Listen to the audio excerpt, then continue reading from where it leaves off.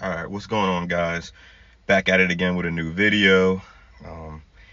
I came across a pretty interesting character, um, an interview actually, a prison interview, an authentic prison interview by a man by the name of Mutulu Shakur.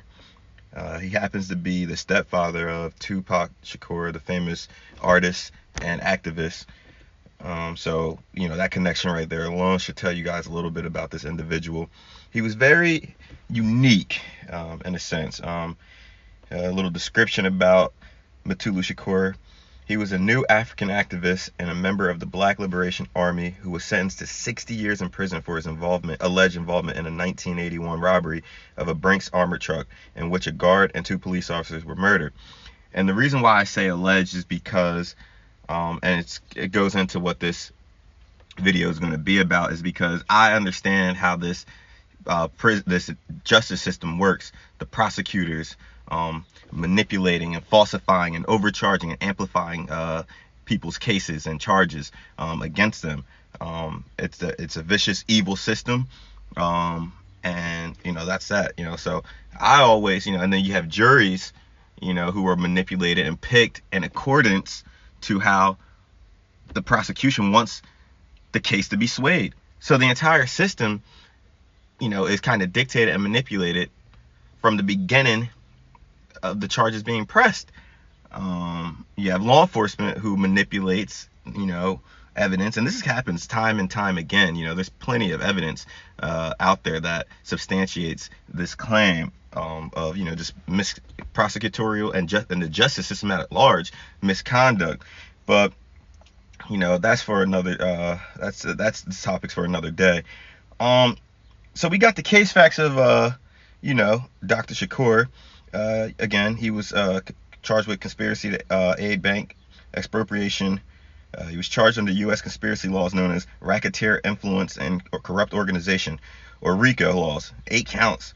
The government alleged that Mutulu's political associates constituted a racketeering enterprise aiding in the escape of Mr. Shakur. I'm on a website dedicated to Mr. Shakur. It's called MutuluShakur.com. I believe it's an organization, thing done by his family. It has the disposition is conviction on all counts, so 60 years imprisonment with a recommendation of no parole. So this man was pretty much a political prisoner. They denied, it says, the case status, they denied all his appeals, they denied his mandatory parole, his petition for reconsideration for mandatory parole was denied, petition for executive clemency filed, he had federal lawsuit against the parole commission and the Bureau of Prisons. It's just tons of things in here.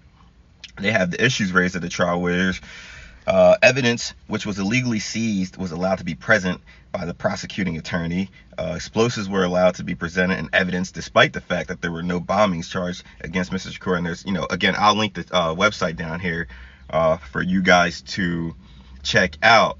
But I'm definitely going to do a part 2 to this video. This is just kind of a brief background and summary of Mr. Shakur and his case and the facts at hand.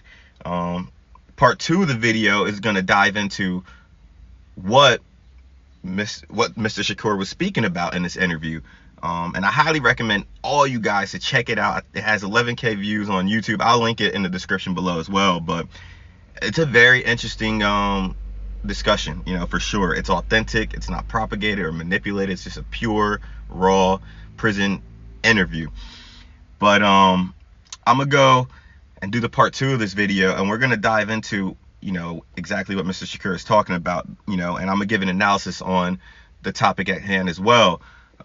Basically, it's about the prison industrial complex, how it's ran, how it's operated, and how vicious, cruel, and evil the system is, to many individuals, in particular black men and women.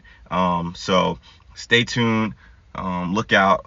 We got another one coming, guys. If you like the content, please feel free to like, subscribe, and comment. Be right back. Peace.